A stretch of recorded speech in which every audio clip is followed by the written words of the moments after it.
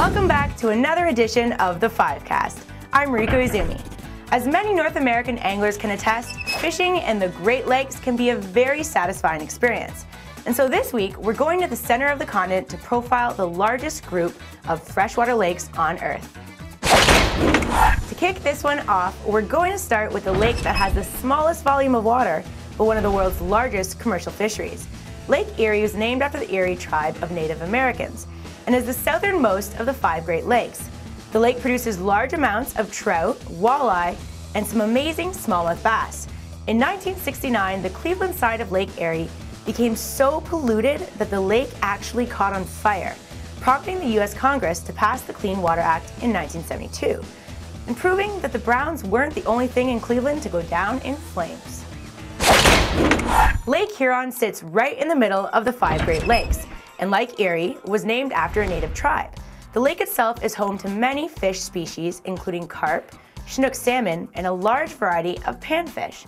The lake is home to Manitoulin Island and the Mounted Animal Nature Trail, which was made famous by popular Canadian band The Arrogant Worms, proving that only in Canada would a band called The Arrogant Worms be popular. The only lake that sits entirely within the borders of the United States is Lake Michigan. Lake Michigan holds many species of fish, including bass, yellow perch, and some species of catfish. The lake itself is heavily industrialized, with cities along its shores like Chicago, Milwaukee, and Green Bay, or as they like to call them in Cleveland, cities that actually win championships. Sitting in between Toronto and Rochester, New York, Lake Ontario is the smallest Great Lake in terms of surface, but one of the best when it comes to sport fishing. The lake boasts a large amount of pike, walleye, and coho salmon, and can surprise many anglers with the size of its bass.